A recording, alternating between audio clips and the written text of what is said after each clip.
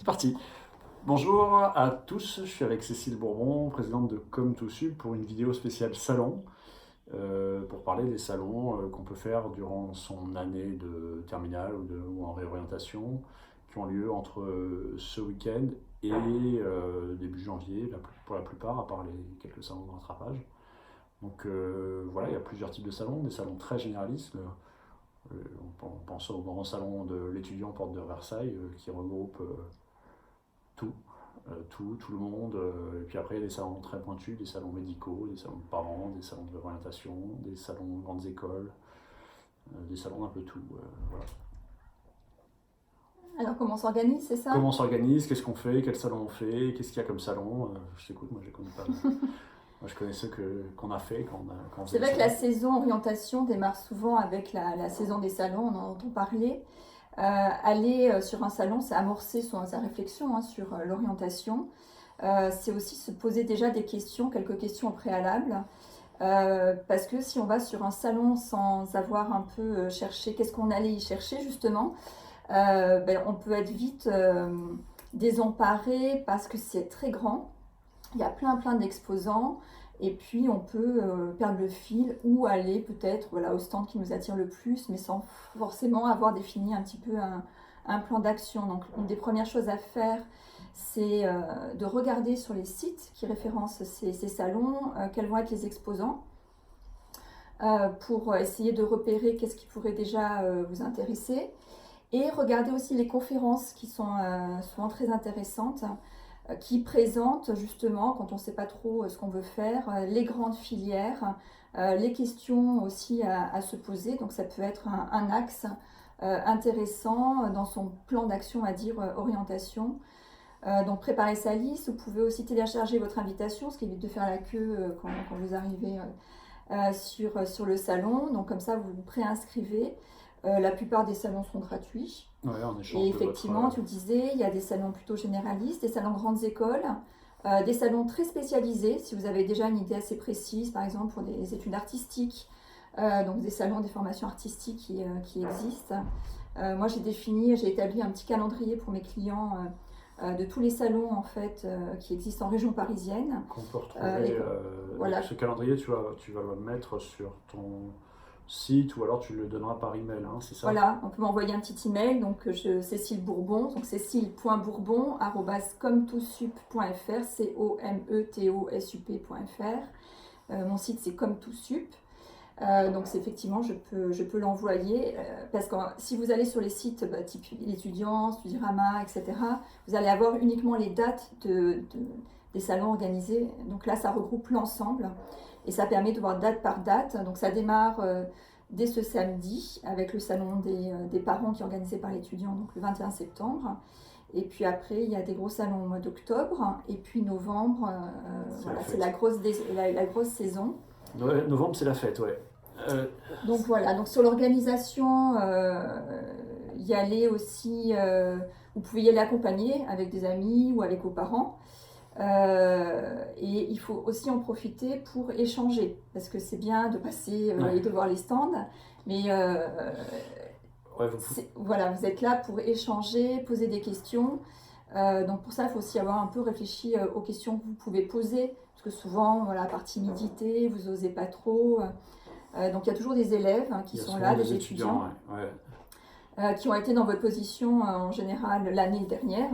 Ils cherchaient aussi leur orientation, donc ils sont là pour partager leurs convictions. Ils ont choisi une école et ils vont vous expliquer pourquoi.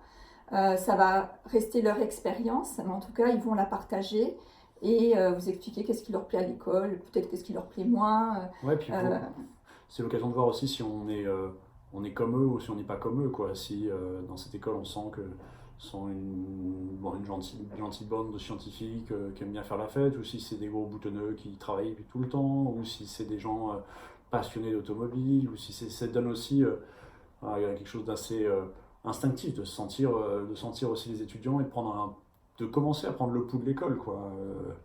Bon, évidemment, ils sont toujours joyeux et contents. En plus, il y a certaines écoles où ils motivent les étudiants avec des notes de participation, donc pour eux c'est important. Mais c'est vrai que c'est une bonne occasion de prendre le pouls, pas uniquement de piquer des bonbons et des brochures, quoi. Oui, c'est pas la chasse à la brochure. Comme ça arrive souvent dans les très gros salons où c'est un peu Ouais. Donc c'est leur poser des questions, leur demander pourquoi ils ont choisi leur école, qu'est-ce qui leur plaît, quelles sont les spécificités, quels sont les débouchés aussi, ou qu'est-ce qu'eux ils ont prévu de faire comme débouchés. Souvent vous verrez que ils ne savent pas encore, ils se laissent le temps et c'est plutôt rassurant souvent voilà, de savoir que même quand on a choisi ses études supérieures, on a la possibilité de se laisser aussi du temps de la réflexion parce que 5 ans parfois d'études, hein, si c'est ce type d'études, ça laisse du temps. Ou si c'est des formations courtes, type IUT, ils pourront aussi vous expliquer pourquoi ils ont plutôt choisi un IUT plutôt qu'une autre formation, par exemple, ou à l'université. Enfin voilà, c'est vraiment l'occasion d'échanger, de comprendre et de récupérer des informations, effectivement des plaquettes. Il ne s'agit pas juste de les récupérer, il faudra aussi les lire au retour et puis peut-être noter sur un cahier qui sera votre cahier qui va vous suivre tout le long de l'année les informations que vous aurez récoltées, que vous aurez entendues. Ça fera partie aussi des éléments que les écoles apprécieront d'avoir dans le cas des projets motivés que vous aurez à faire sur Parcoursup. Ouais, ou des entretiens. Ouais. Donc voilà, d'expliquer que vous avez retenu telle et telle information qu'on vous a présentée, mise en avant, que ça vous a interpellé. C'est aussi peut-être ça qui a conforté votre choix. Voilà. C'est une façon de découvrir. Et la prochaine sera l'autre étape. Ça sera d'aller voir sur place, si vous avez la possibilité, lors de journées portes ouvertes ou de journées tests, type essai, etc. Voilà, les journées qui permettent d'essayer ou d'expérimenter ces études. C'est aussi intéressant de pouvoir les faire quand vous en avez la possibilité. Ouais, c'est sûr, c'est certain. Qu'est-ce qu'il y a comme... donc on a dit à peu près les grands types de salons. Si on s'adresse à des étudiants qui sont en terminale, qui veulent rentrer en école ou en prépa direct, on en a un peu parlé dans la dernière vidéo. Nous, en tant que... Enfin, nous, quand je dis nous, au concours, en tant qu'exposants, on trouvait que les salons de grandes écoles, que ce soit du Monde, de l'étudiant, de Studirama, c'était pas mal. Il y a le Figaro étudiant le Figaro aussi, je aussi. sais pas s'il le refait ou pas Ouais, cette année. ouais, ils en refont un. Ils sont intéressants effectivement pour cette dimension de grandes écoles. Si on est intéressé aussi par avoir une vision un peu plus exhaustive, effectivement, il y a d'autres salons, type le salon de l'éducation de Oui. l'étudiant au mois de novembre, qui est voilà, beaucoup plus généraliste, qui est aussi très bien pour les secondes ou les premières, qui vont avoir des choix d'orientation aussi, ou de les spécialité. troisièmes, ou les quatrièmes, ou les classes entières arrivent pour vous dévaliser tout. Voilà, mais c'est vrai que le salon, c'est bien d'y aller, les salons, une fois qu'on a un peu entamé sa réflexion sur le projet d'orientation, parce qu'on peut aussi voilà, ne pas trop savoir finalement vers où aller une fois qu'on est arrivé. Si on se dit, je vais sur le salon, je verrai bien, je sais pas quoi faire de mon orientation, et puis je verrai au feeling, c'est une possibilité. Après, c'est aussi laisser le hasard décider pour vous et pas prendre directement les choses en main. Le coup de foot, ça peut toujours arriver, hein, Mm. mais oui, c'est un peu plus rare. Et il y a autre chose, souvent dans les salons, les très très grandes écoles n'y sont pas ou peu. Donc on voit rarement les 10 meilleures écoles d'ingénieurs, les 10 meilleures écoles de commerce. Il y en a quelques-unes qui viennent de temps en temps, mais souvent elles ne font pas l'effort de venir. Et pareil, il y a beaucoup d'universités qui ne font pas l'effort de venir. Enfin, c'est pas l'effort, je sais pas quelle est leur stratégie ou leur façon de penser, mais ça permet pas en tout cas à ce moment-là de les rencontrer, quoi, les meilleures écoles ou les universités. Il y a quelques salons où elles sont présentes, et puis localement aussi, régionalement, si on sort de la partie uniquement parisienne, il y a les formations locales qui sont représentées. En région parisienne, c'est un peu plus exhaustif, et puis il y a des très bonnes écoles qui sont présentes sur certains salons. Je pense à celui du Monde, par exemple. Ouais. Mais après, effectivement, c'est une occasion de rencontrer. C'est pas juste les meilleures écoles qui.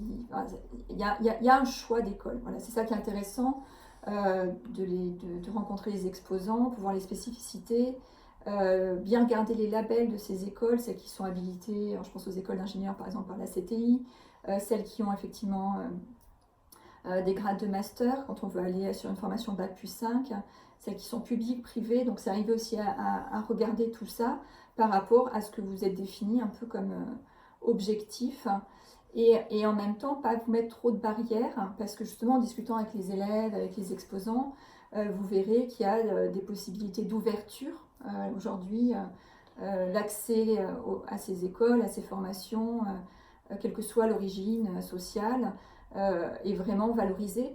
Donc c'est aussi une occasion d'échanger sur, par exemple, les modalités de financement quand il s'agit d'écoles privées. Est-ce que c'est un frein? Est-ce qu'il y a des boursiers? C'est qu'aujourd'hui, via Parcoursup, il y a des taux d'élèves boursiers imposés, quelles que soient les formations, qu'elles soient privées, publiques. Donc c'est des opportunités aussi à saisir et donc dans lesquelles on peut se renseigner. Oui, il y a aussi peu de prépas publics qui font les déplacements sur les salons par quelques prépas privés. Après, je ne sais pas si c'est clair pour tout le monde, mais le salon, c'est une école ou une institution qui paye pour avoir un stand. Donc c'est une démarche purement commerciale. Donc et en fonction de l'endroit où le stand est placé, c'est plus ou moins cher.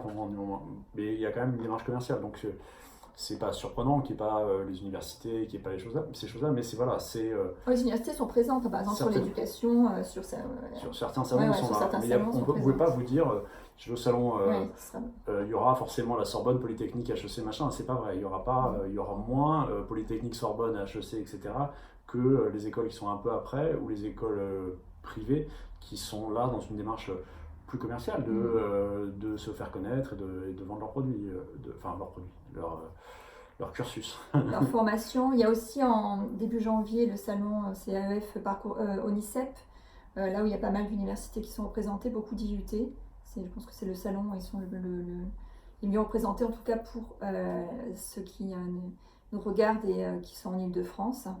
Mais après, localement, en général, vous avez toujours des salons de région, maintenant même un salon grandes écoles, et un salon un peu plus généraliste, et quelques salons spécialisés selon un peu les formations que vous ciblez.